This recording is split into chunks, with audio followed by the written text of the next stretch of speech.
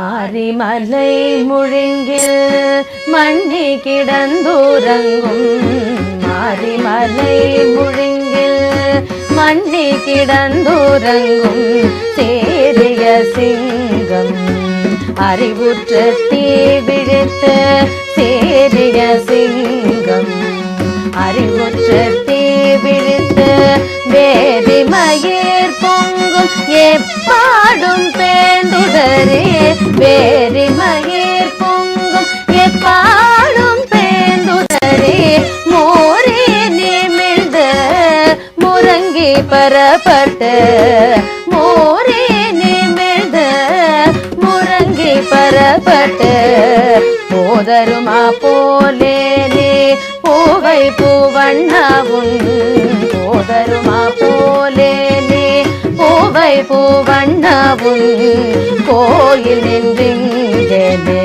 போதருளி கோப்புடையாய் கோயில் நின்றிங்கனே கூந்தருளி கோப்புடையாய் சேரிய சிங்க சனத்திருந்து யாம் வந்த சேரிய சிங்க சனத்திருந்து யாம் வந்த காரியமாராய்ந்த அருளேலோரெம்பாவாய் காரியமாராய்ந்த அருளேலோரெம்பாவாய்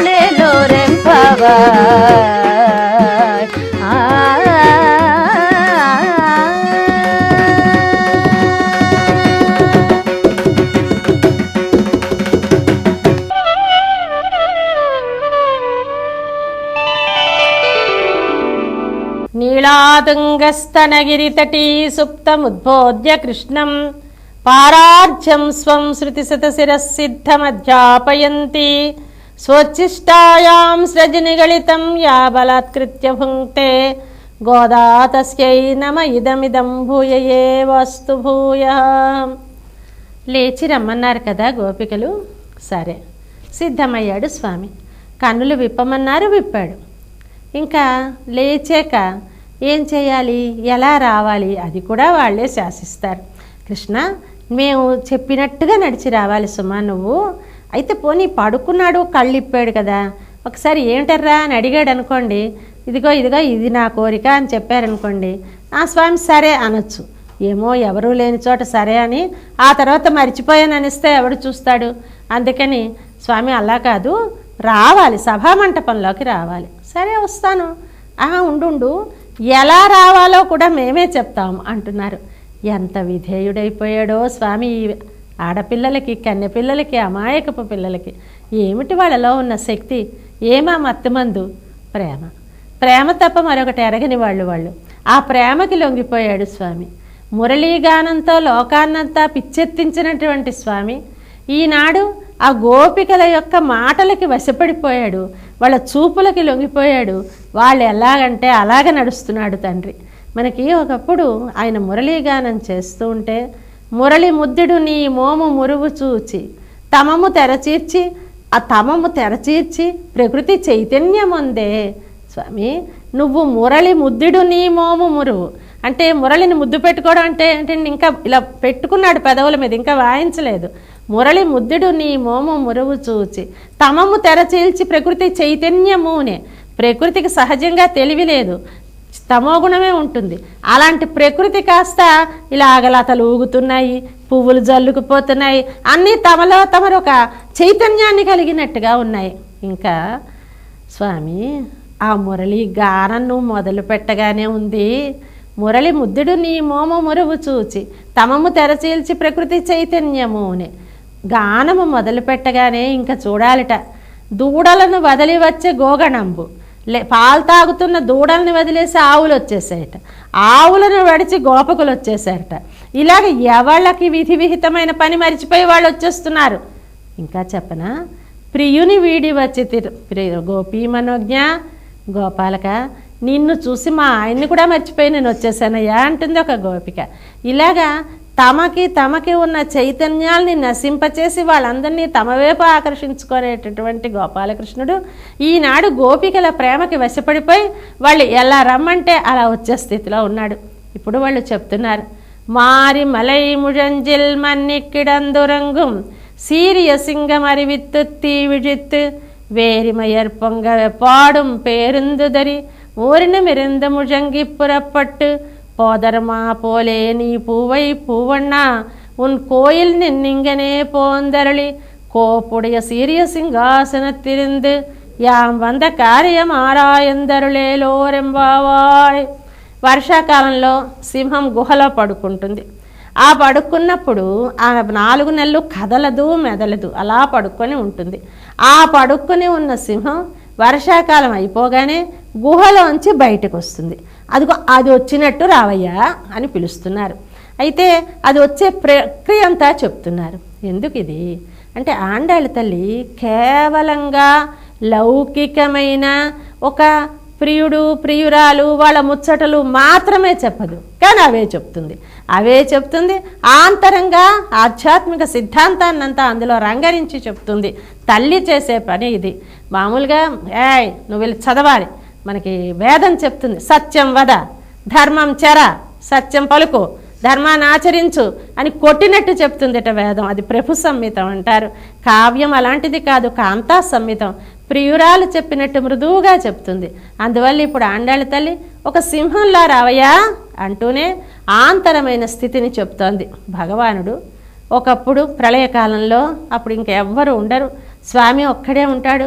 సదేవ సోమ్యేదాగ్రాసీత్ ఏకమేవా అద్వితీయం చెప్పింది ఉపనిషత్తు.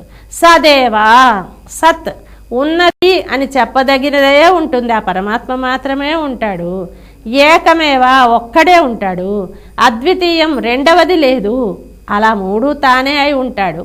అలాంటి వాడే తర్వాత బహుశ్యాం ప్రజాయేయ నేను అనేకములుగా అగుదునుగా అని సంకల్పిస్తాడు.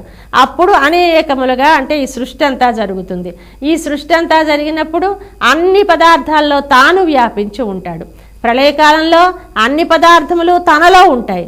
సృష్టి అయిన తర్వాత అన్ని పదార్థములలో తాను వ్యాపించి ఉంటాడు. ఇది ఆ గుహలో ఉన్న సింహం బయటకు వచ్చిన సింహం. గుహలో ఉన్నప్పుడు ఒక ఆడసింహం కూడా దాంతో కలిసి పడుకొని ఉందిట, కనపడటం లేదు. జూలుందో లేదో కనపడటం లేదు. కళ్ళు ఎర్రగా ఉన్నాయో తెల్లగా ఉన్నాయో కనపడటం లేదు. అసలు కళ్ళు ఉన్నాయో లేదో తెలియటం లేదు. ముడుచుకుపోయి కాళ్ళు చేతులు అన్నీ ఇలా మనకి పిల్లులు అవి పడుకుంటాయి, మనకి తెలుస్తుంది. అలా పడుకున్నప్పుడు ఏ అవయవాలు ఉన్నాయో ఏ అవయవాలు లేవో, ఏ అవయవాల్లో ముడుచుకుపోయాయో తెలియకుండా ఉన్నట్టుగా ఆ ప్రళయకాలంలో సదేవ సౌమ్యేదాగ్రవాసీత్ అన్న సమయంలో అంతా నువ్వే అయి ఉంటావు. ఏది ఏదో తెలియకుండా నీలో అన్నీ చేరి ఉంటాయి. ఈ ప్రకృతి జీవుడు నీలో చేరి ఉంటారు, కానీ అవి వేరు వేరని తెలియకుండా కలిసిపోయి ఒక ముద్ద అన్నట్టుగా ఉంటాయి. అయితే ఇవి మళ్ళీ వేరు వేరై వాటి పేరు వాటి ఆకారం వాటికి రావాలి అంటే ఏం చేస్తావు?